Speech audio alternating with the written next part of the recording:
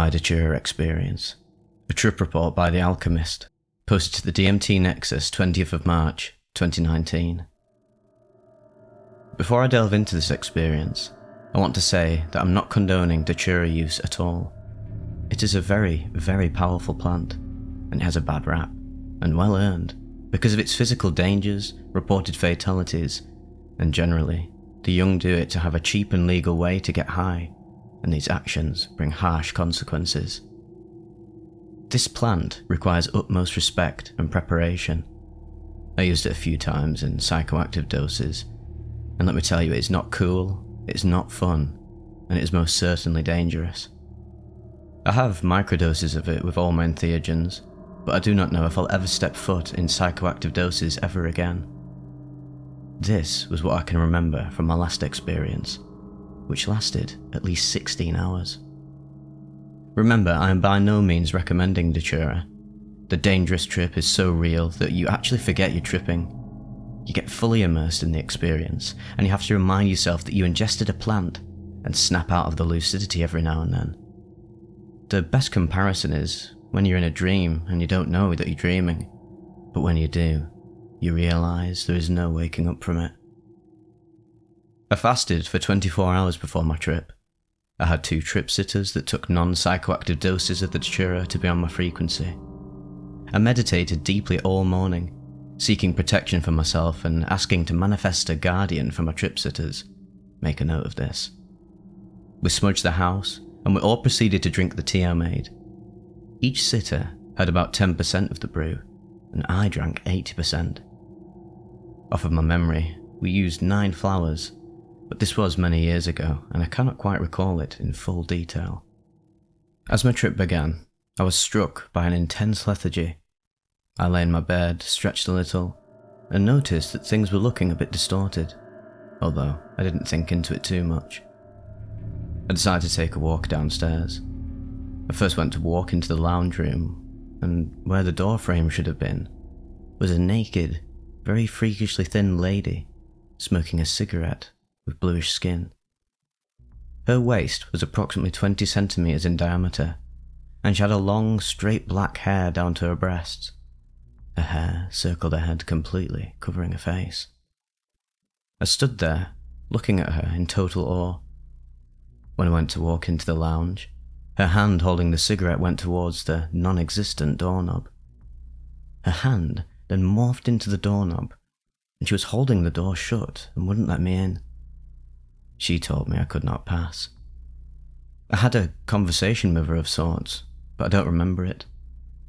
When I looked around me, I realised these strange women were guarding every door in the house. I was still calm at this point, not freaking out. So I walked into the kitchen.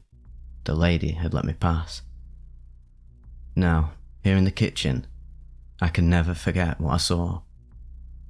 There were 10 to 15 fairies flying around, about 10 centimeters in height, with beautiful wings, all different colours, leaving this fairy dust behind them as they moved. They appeared to be laughing, moving kitchen appliances around, opening cupboards, smashing plates, throwing things to each other, all around being very cheeky. This is incredible. I have to tell my housemate, I thought. He was one of my trip sitters. His room was down a hallway from the kitchen. As I walked down the hallway, I saw something black in the corner, so I went to inspect. As I approached, I heard sobbing.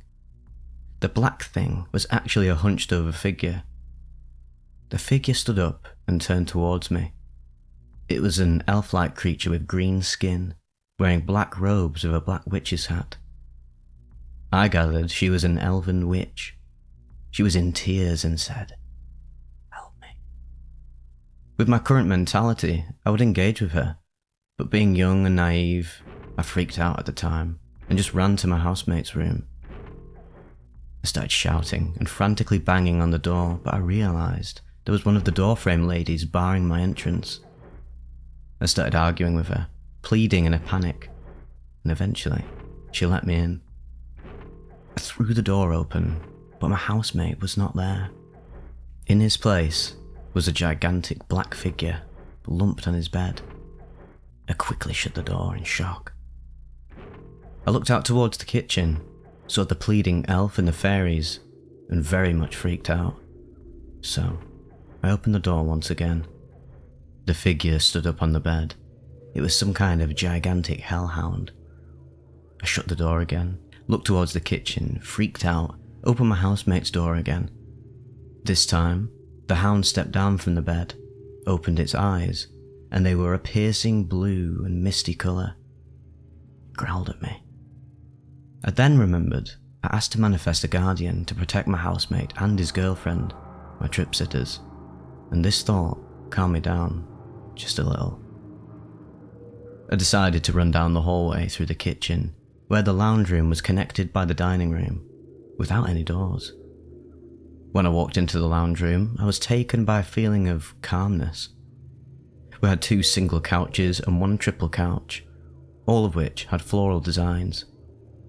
Sitting on the couches were 5, what I perceived as demons. They had pale skin, were bony, no hairs, no eyes, no nose, but huge mouths wide open full of razor-sharp teeth and a snake tongue, and these extremely long, thick, and sharp fingernails that resembled claws. The demons were stuck to the couches, with a sort of glad wrap cling film covering their face and hands, the same floral design on the glad wrap as the couch, but transparent. I couldn't stop staring. I realised what I was looking at, skitzed out completely, and ran to the front door thinking maybe some fresh air will chill me out. Big mistake. Big mistake. When I opened the door, my street was gone. Outside was nothing but a mystical forest, full of the sounds of magical creatures. Instead of embracing it, I thought, no, this isn't happening, is it? I immediately closed the door, turned around, and froze in fear. In front of me was some form of strong entity, almost like a ruler of sorts. She made me buckle. She looked as if she had died, being hung, drowned, and set on fire all at the same time. She was really, really fucking scary, and I went to run up the stairs to get away from her, and halfway up I got this intense vertigo feeling, to which I fell to my knees and started frantically crawling. I turned my head to look behind me, and she was at the bottom of the stairs, staring directly at me. Unable to stand, I frantically started crawling up the stairs, and felt her presence moving towards me. This is it. I'm doomed, aren't I thought. But as her presence came over me, I was filled with a bliss and peace that I cannot honestly put into words. It was lovely. I began to look into her, and realised that she is the same entity that is encountered by others on Datura. Some even build a relationship with her.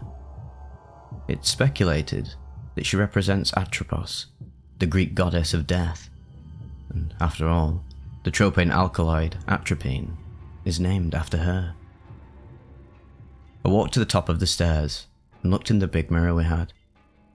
My reflection walked out of the mirror, walked into the bathroom, and I followed him. I can't remember what transgressed though. I went back to my room to lie down on my bed. I looked at the ceiling and saw that it was covered in hundreds of strange bugs making an intricate web. These web strands turned into many tiny stars. The stars grew in size and exploded into colourful fractals. I look over at my desk and see that my housemate and his girlfriend were there. I thought, phew, the trip really is wearing off now, and I started to converse with them. Then, I looked over at my wardrobe and thought that something doesn't quite feel right. Then, I look back at my housemate and see that he has vanished along with his girlfriend. And I then realised it had only been a few hours. This trip was only just beginning. All I remember from that point is getting naked and just scattered glimpses of the rest of the trip. I don't really remember much at all. My housemate in the end said he was with me the whole time, even though I couldn't see him. Apparently I was naked talking to beings that weren't there, talking to inanimate objects. I was talking in tongues, not English whatsoever, but it was as if I was speaking another language, not quite gibberish. I had blurry vision for at least a week after this event. If I ever decide to do a psychoactive dose of Datura again, I will be a lot more open and involved with the creatures and see what they really have to offer. But as you can see here, this is not recreational and should never be done in public, and at least requires 1 trip, sir. If you honestly dare to try it, then do it very responsibly, with preparation and proper respect for the plant. This really isn't for the faint of heart. It's not cool, and it's not fun. It can land you in hospital, or a psychiatric ward.